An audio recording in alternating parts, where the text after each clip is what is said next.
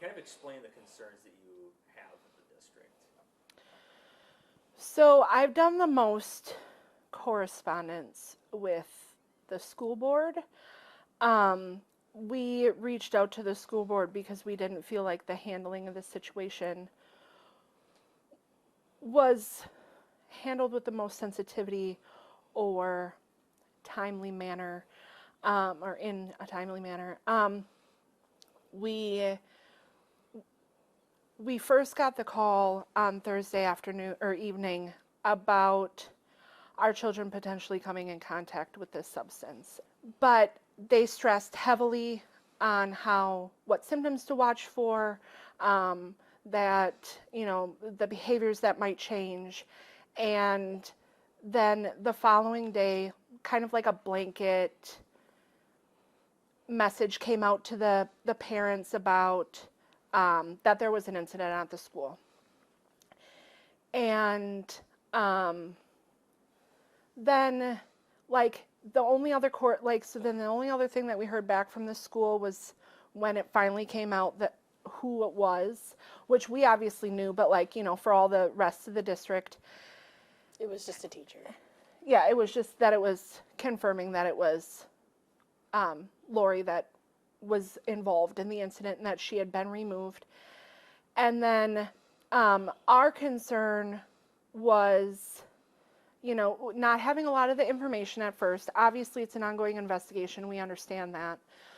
But there was no address to the children. There was no, it was all left to the parents to discuss with our kids what happened. And obviously, that's up for big interpretation. So one day, River is coming home with, my teacher is spending a couple of days with her brother, and then my teacher got arrested. And we had felt that something super blanket. Obviously, it's a sensitive topic, and they're young children. But we just told her, your teacher just made a mistake, and they don't get to be a teacher anymore. Something consistent would have been helpful, I think, too, just for that rumor mill on the playground kind of thing. And then, but that never happened. And then I had reached out to the officer that handled the case, the school liaison officer, and it was frustrating and dismissive when he was like, the principal, the only thing that he knew that there was bloody tissues, which anybody could have, and a change in mood, which anybody could have, and the principal had no knowledge of illegal activity. And that just didn't sit totally right. And then the next day, the criminal complaint came out, which is, I feel, pretty contradicting to that statement. And if it is all accurate, which I'm super happy that this particular person was persistent enough to keep advocating for the kids in the situation that they were being put into, that he did know per that statement, and he didn't report, and he's a mandatory reporter. And then how many times was our children potentially continuously exposed in that 3-week period to this substance? That from when he was told to when the liaison officer was told, and then Laurie was arrested, it was, like you said, a 3-week, I think. Yeah, because it would have been February period. 12th, so approximately 3 weeks that they were continuously exposed. It was 3 to 4 weeks that they were exposed. And per that criminal complaint, it says that I don't know what you call her, complaining witness or whatever, that she specifically told him she saw white powder in the classroom, which to me, even if he was trying to have his teachers back, which I can understand, being told that there was white powder in a children's classroom, especially a small children's classroom, he should have reported something. And so at that point, we gathered all of the information and how we were feeling, and I messaged the school board. And what are you going to do about this? Because, understanding Laurie's situation is rough, and she took accountability for her actions. But the principal needs to be held accountable for his behavior as well. And because it's the children that you're putting at risk, you were putting your staff at risk, you weren't doing your job to keep our children safe. And if you're willing to make that decision, what other decisions are you willing to make at the expense of our children? And so we messaged out the school board, and I attached formal complaints. I also sent a complaint to the Department of Public Instruction for them to investigate as well. And the response that I originally got back from the school district was very supportive. You can come to our board meeting, express your concerns. We advocate, like one of the other school board members was like, we also feel like this was handled inappropriately. And then they informed us that they were having a board meeting on Wednesday, like this past Wednesday. And I had inquired in my response if that was an open meeting, which it was not. And then after that meeting, I basically got a blanket statement that they were going to have to wait to have the conclusion of the criminal investigation before they can make any determination in the case regarding the principal. And what I don't understand is Laurie's case is Laurie's case. Unless there's something else going on that they're not informing us of, his actions are his actions, right? He's a mandatory reporter and he didn't report. Per going off of that criminal complaint, he didn't do his job. So I don't understand where that the investigation does not pertain. And then the district administrator did reply to me. I messaged him on the 19th and he replied the next day with, your concerns have been noted, but we have to follow our policies and procedures, which I felt was very dismissive, very insensitive to the gravity of the situation. 2 other parents have reached out, including Greta as one, without any reply, and it's been 2 weeks. And he is the one who called us all to inform us originally of what had happened. He did not say it enough, or that's not the right way to say it. He stressed that if we had any questions, any concerns, reach out, I'll get back to you right away. I sent that email a week and a half ago, and I've heard nothing. And when I addressed it to the school board, they dismissed the district admin statement and lack of follow through on his part. Yeah. So it sounds like kind of the biggest things are issues with lack of communication, as well as maybe not taking it seriously enough. Yeah. Well, and then we got about a week and a half later, we get a email. I think I have the dates, but it was either this week or late last week. That the on-staff counselor has been going into the classroom to help with the children, because that was one of our other problems. There was not, and I mean, it's not even just our children that are affected by that, right? Like, it's the kids that were in her class last year. It's the kids that loved her. It's all of them that are really having an issue, and there isn't that support provided. And I reached out to that counselor to verify the information that was in the school letter, and she did say, we come in twice a week to hold, like a guidance class. This is something they were doing before this happened. This is an additional help. Right, and that's kind of where I was getting at. They come in the twice a week for a guidance class. She meets with the kids one-on-one, but it's not specifically addressed. And I feel like there's a way to do it appropriately for those children. But if they're only addressing Mrs. Laubenstein's class, what about the other kids that might need somebody to talk to? I mean, everybody knows that they can go to the guidance counselor, right? But do they really do that? Sometimes you have to sit your child down and be like, hey, is there anything you want to talk about? This was a big situation. Don't ignore it. Don't throw it under a rug. Our concern is just the safety of the child, all physically, mentally, and emotionally. And I don't feel like that was those kids weren't taken seriously for the children, and it's still not taken seriously. Right.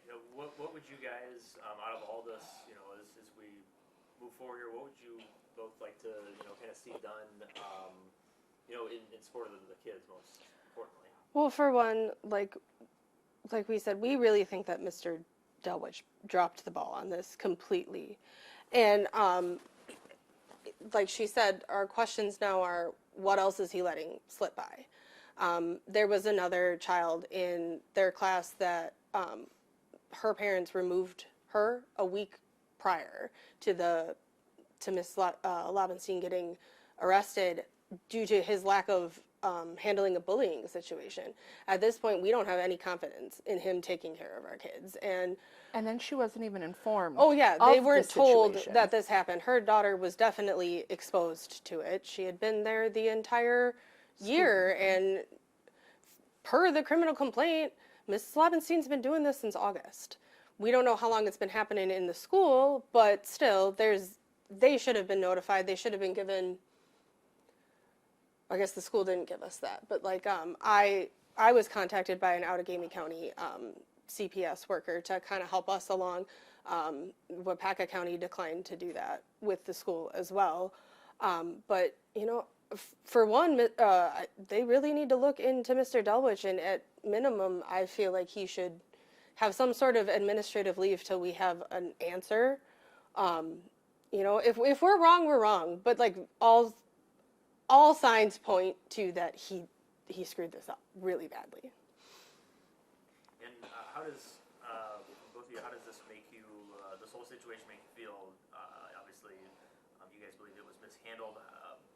How does this whole thing make you feel as parents of kids that go to this school? Well, I even messaged the school board in my very frustrated response last night that said, if clearly this feels as though it's run as a business at the expense of the children, and even if you were to remove the principal, change your policies and procedures, the way that you have communicated makes it feel as though that safety is not your priority. So maybe I should start looking on where to educate my children elsewhere. Because even if that is the decision you come to, how do I know that that's your intention, is them and not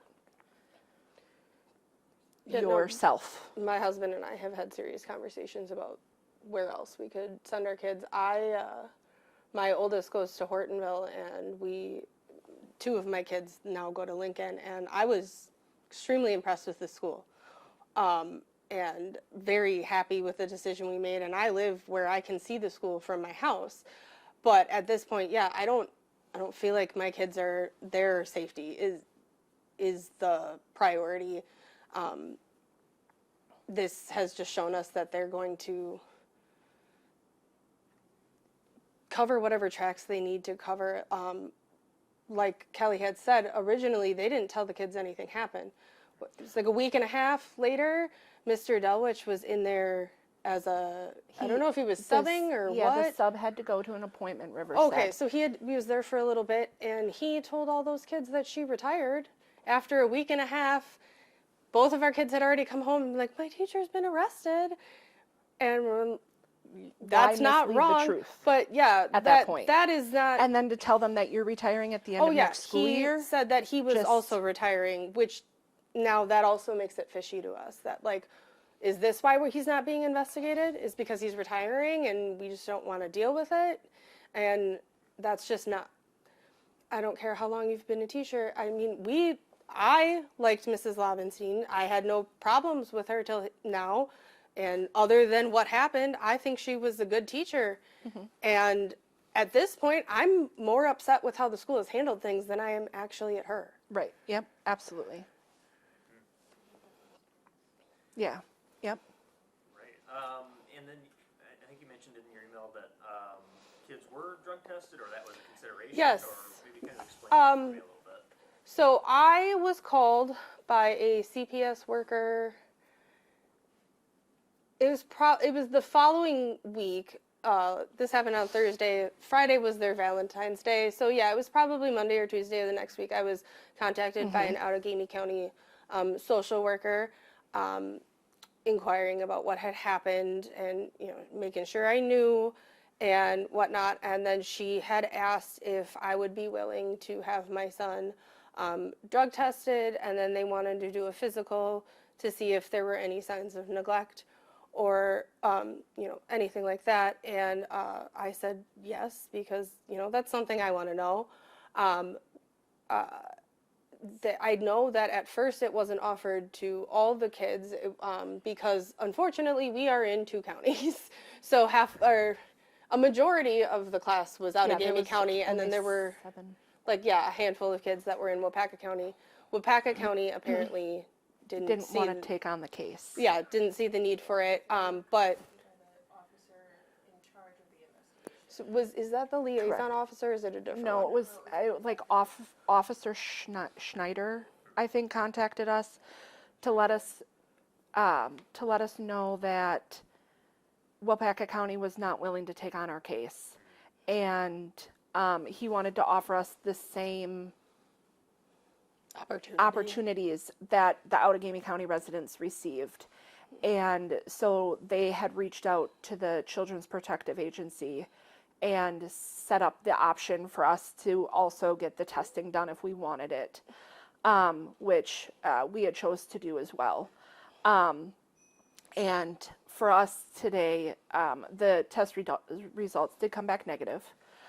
She did assure me that that only means that they were negative, those in that amount of time, 2-3 days prior, Yeah. right? Remembering that doesn't mean that she wasn't exposed prior to that. We just don't know. When I contacted Waupaca County CPS today, and they said that basically if we wanted to open up a case, we could do that on our own. They just weren't willing to do it themselves, as Outagamie County did. And then they would investigate further on their own if we reported it. So, a little interesting difference of handling, which is also kind of disappointing, because in my own personal opinion, that has seemed to be the case with Waupaca County in general, let alone Waupaca County CPS. So, hopefully, and they do what they need to do. none of us know how many other students were also drug tested, but yeah, like they said, that just because ours came back, not only does that not mean that they weren't exposed, but there's a possibility that one of those other students also tested positive. We just, as parents, we won't know that. But the fact of when they originally told us this, yes, they gave us all those symptoms to watch for. He stressed that they did not think that the children were exposed or could have came into contact with it. When you read that police report, it was found in their private bathroom, it was found on her desk, and it was found on her desk chair. And while she said she was cleaned up very well after herself, pretty sure we wouldn't have found it then. So, and we were told this statement that they were not exposed. We don't think the children were in any danger. At its core, their teacher was on cocaine. They were in danger. Whether it was minimal or what, that doesn't matter. Our children shouldn't. This is no different than if they found a gun in somebody's purse. Drugs these days are so much worse than they used to be. Everything is cut with fentanyl, and these are 5- and 6-year-olds. We all know 5- and 6-year-olds don't keep their hands to themselves or keep their hands out of anything. If it was in her purse, any one of those kids could have got it. It's astonishing how dismissive they have been about the severity of this situation. We feel like it's being it's downplayed. And that's really the most concerning. I mean, all of these things could have happened, and if they would have at least even pretended like they cared at this point, it's the lack of caring. That's the If they would have, worst. I mean, again, Laurie had a situation. She got in trouble and she took accountability for her behavior, and she was dismissed as the teacher. I feel like that's appropriate. But if they would have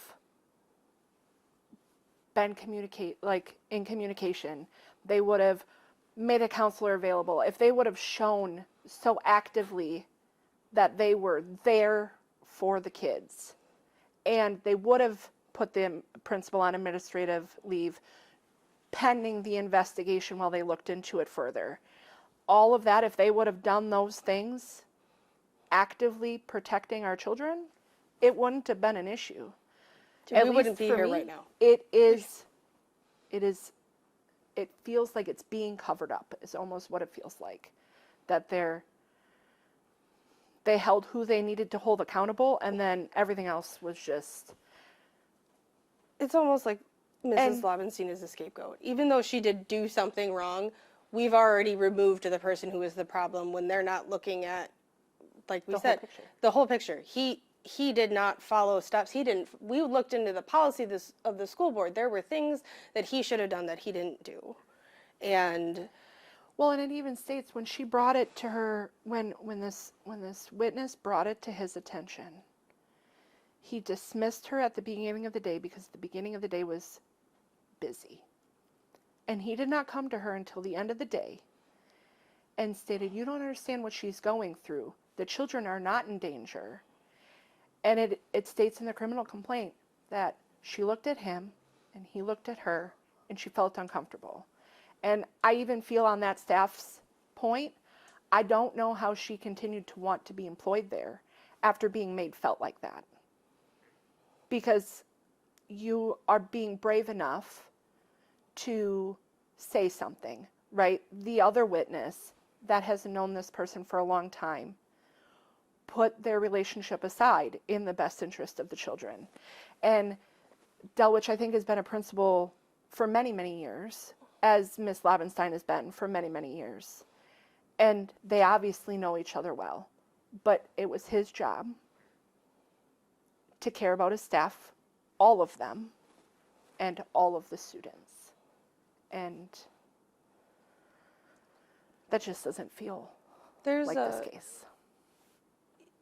I can understand him wanting to have his teachers back. But there was an appropriate way to do that. And just telling this other teacher who said, "I saw white powder, I saw a crumpled up $100 bill," I think that's what it said. Mm-hmm. "I saw a prescription pill bottle." She said all of these things. That, to me, gives him enough cause to be like, all right, I'm going to talk to her, and I think that warrants a drug test. He took her word for it. Clearly that was the wrong... There was more than even just the white powder and all that. Behavior changes. She's more irritable. I've talked to past students who are my age of hers who think, "Oh, she was always the nicest person," and then, yeah, all of our kids, Miss Laubenstein's cranky a lot, like that kind of stuff. There was, and even now looking back, I feel kind of dumb. There were signs that something was going on that we just brushed off because she's an older teacher and things happen and whatever. But it was, I think on some level, and this is my view, he had to have known that it was more than she's having a bad day and having a bloody nose. And I could be wrong on that, but even if he didn't sense it, what that witness said should have given him, alarm bells should have been ringing. Because to me, I don't know, any other job, you work a factory job, you work in construction, if you are accused of doing drugs, you are immediately drug tested. Why are we not doing this with our kids? And what are we preventing for other teachers to not do the same thing?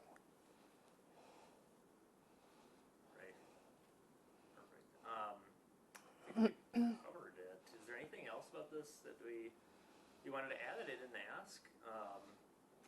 Appreciate you guys. And educationally, just so you know, educationally, my daughter learned so many things this year. She's so intelligent compared to where she started at the beginning of the year. Whether she was cranky or maybe didn't do all the right things, she still did her job, I think, as a kindergarten teacher in educating the children in that aspect. It's just really unfortunate that whatever she was going through was so big that she made these choices. made those choices, but I really hope that she does what she needs to do now to get on a better path for herself, because I don't think that her whole life should be defined by this one decision. No, like I said, I liked her as a teacher. My son had the worst time trying to learn his letters, and within a month of her being his teacher, he had it. She was a good teacher, and like, yeah, we're angry about what happened. It was the wrong decision. Everybody makes wrong choices. She's paying the consequences for that. And I think that's